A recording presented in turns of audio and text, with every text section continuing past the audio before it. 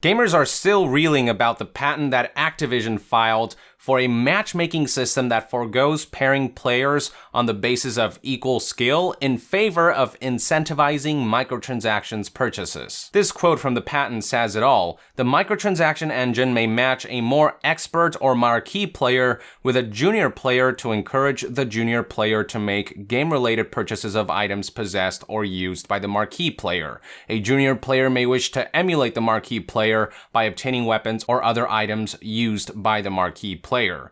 This chart, pulled directly from the patent, goes into further detail, plotting out how the matchmaking system begins by identifying an item that may be relevant to a first player, then identifies a second player who possesses that item, matches the two players in a match with little regard for skill gap, after which if the first player purchased the item, they're placed in a game session in which the item is effective, and if not, their profile is marked to indicate a non-purchase, which is data that the system can use to inform the next iteration of this vicious manipulative cycle. The patent even provides a specific example in which a player may wish to become an expert sniper, stating the microtransaction engine may match the junior player with a player that is a highly skilled sniper in the game. In this manner, the junior player may be encouraged to make game-related purchases such as a rifle or other item used by the marquee player. If the player purchased a particular weapon, the microtransaction engine may match the player in a gameplay session in which the particular weapon is highly effective,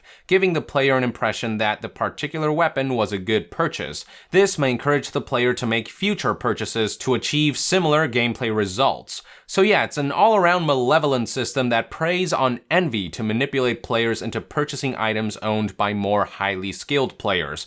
And they reinforce this vicious cycle by artificially pairing less skilled players with more skilled players. Now, if you thought that was the end of it, I'm sorry to say that there's more where that came from. Turns out that Activision has also patented a second microtransaction system, one that exploits video game streams and instant replays. The patent is literally titled System and Method of Identifying Portions of Video Game Streams for Driving Microtransactions. They aren't even being coy about their intentions anymore. The entire patent revolves around a technology called video game streams, or VGS, user-generated in-game replays which can be instantly created by players and are constructed by using in-game logs and metadata that record every event that takes place in a match. Unlike media files or videos which only allow you to watch the specific footage that's been recorded, video game streams record game data and allow users to watch an instant replay of a match within the game itself while being able to control things like camera angles and whatnot. It's worth noting that the core technology of VGS is nothing new.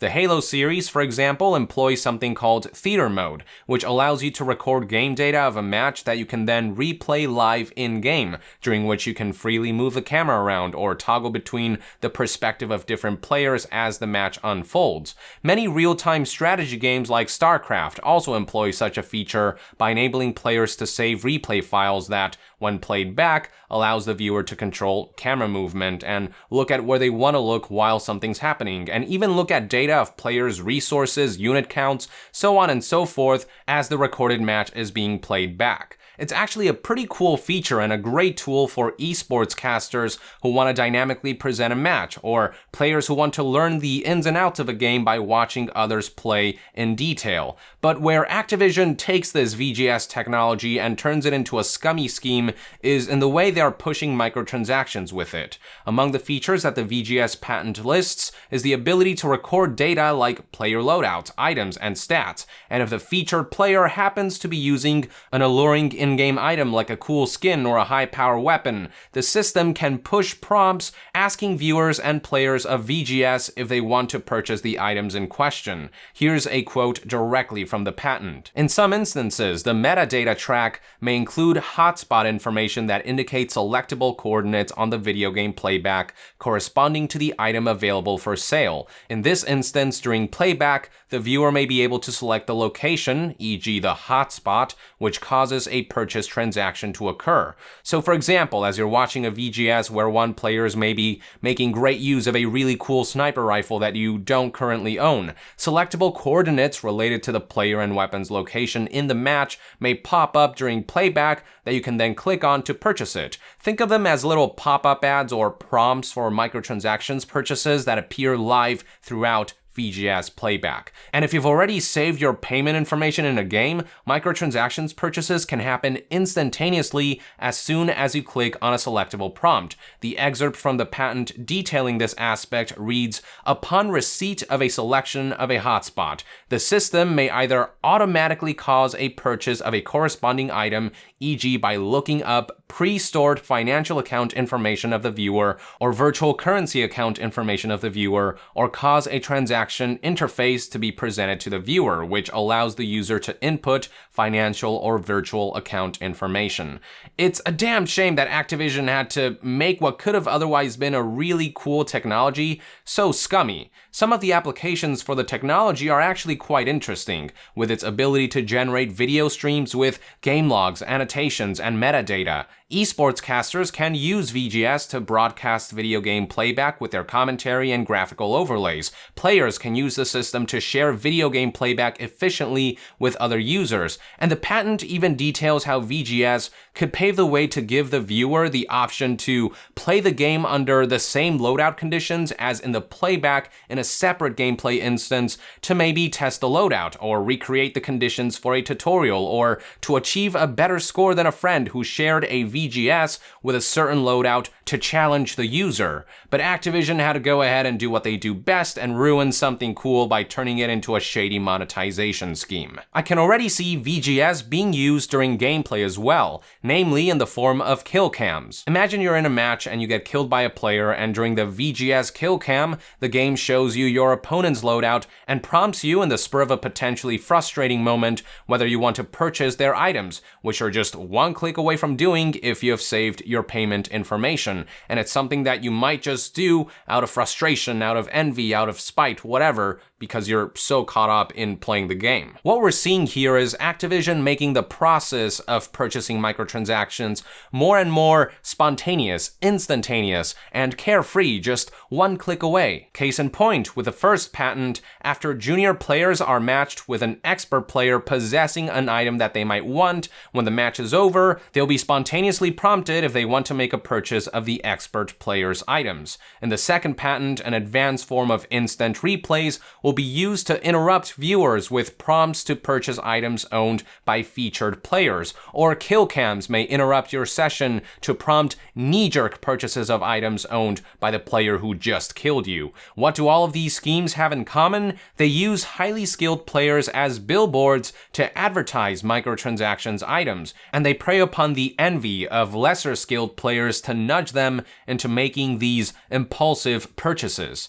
The scary part is that these systems are much closer to becoming a reality than you might think.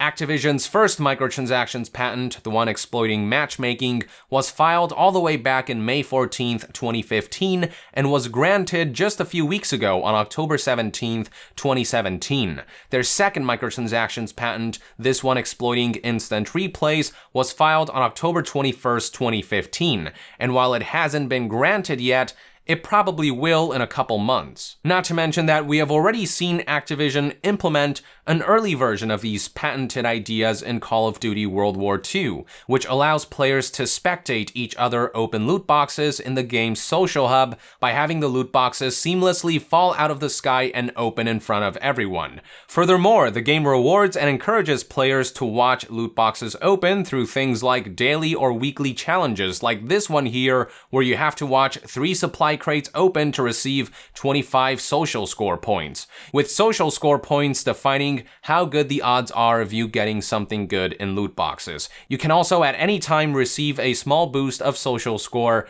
by spectating loot boxes whenever you can. It doesn't have to be through daily and weekly challenges. As you can see, Activision has already built the groundwork for a system that preys on envy and uses players as billboards, and with every new release following Call of Duty World War II, they will strive to inch their way closer and closer to fully realizing the final form of these two malignant patents. And when they get there, if this endeavor ends up succeeding, you can bet your ass that other major publishers will follow suit with their own spin on these despicable systems. This is where the future of AAA gaming is headed, ladies and gentlemen. This is what games as services will look like a few years down the line, which is why I hope that this information was on some level insightful, enlightening, and I hope you'll keep Activision's shitty schemes and practices in mind next time you contemplate on whether it's worth giving these scumbags a single cent of your hard-earned money. With that, I would like to end this news update and discussion video. Thank you for tuning in. If you enjoy my content, consider supporting me on Patreon. All contributions will go towards helping us remain 100% independent. And to be further updated on all things gaming news, reviews, and discussions, stay tuned right here on Young Yeah.